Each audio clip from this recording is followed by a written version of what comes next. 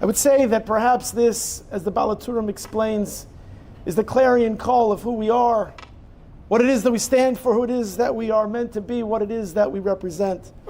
The Pasuk tells us in the beginning of Sefer Shemos and Parshas Shemos of the greatest spiritual interception in the history of our people, when the Torah tells us that baby Moshe Rabbeinu is floating adrift, and he is floating adrift to his own demise. And the Pasuk tells us, "Vatiftach vatireu es hayeled." And Baspar, of course, as we're all familiar with the story, she sees this basket of this baby, and she doesn't yet know what's happening, and she extends her arm, as Rashi tells us, quoting the Medrash, this extension of arm, and she intercepts this basket of this child, Vatiftach vatireu, and she sees it's this Yeled, V'hine na'ar bokha, and the child is crying, and she's able to ascertain V'tachmal olav, and she has mercy on this child, V'toimer, and she's able to say Miyaldei ha'ivrim zeh, this is a Jewish child. But of course, if you stop for a moment and you teach, you explain, you define these words in this pasuk, you'll know that there are two words that seemingly describe the same person. It seems as though baby Moshe is who she found. And it's baby Moshe who she found crying. Vatiftach vatireu es hayeled v'hinei na'ar bokha.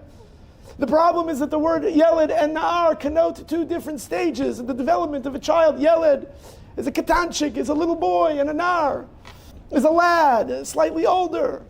And the Hatorim explains that it's not talking about the same person, it's talking about two different people.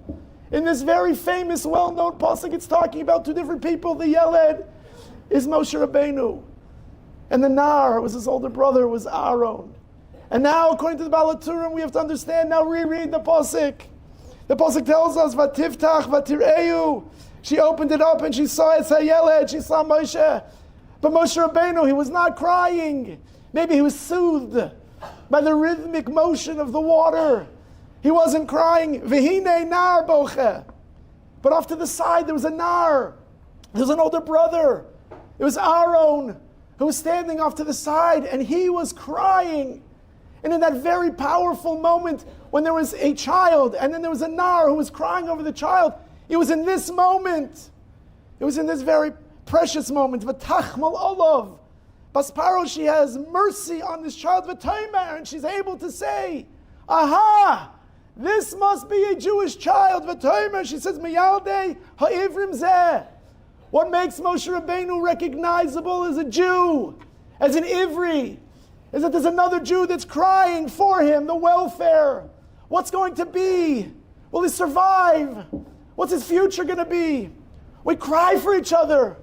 We worry about each other. We stand for each other. We stand with each other. That is what defines us as Jews. And to tell you the truth, the reason why we came here tonight and these few days before we head back Thursday night back for Shabbos is to just simply stand with you, is to give hugs to you, to give kisses, to tell you that we stand with you and we know that you stand with us and that we could not be more proud of you. Toshvei Eretz Yisrael, you're strong, you're passionate, you're powerful. The Ashper Jury needs you to be here. We're davening for you. We hope to meet you here. We're trying to inspire our Kehilos to be here together with you. You are our heroes.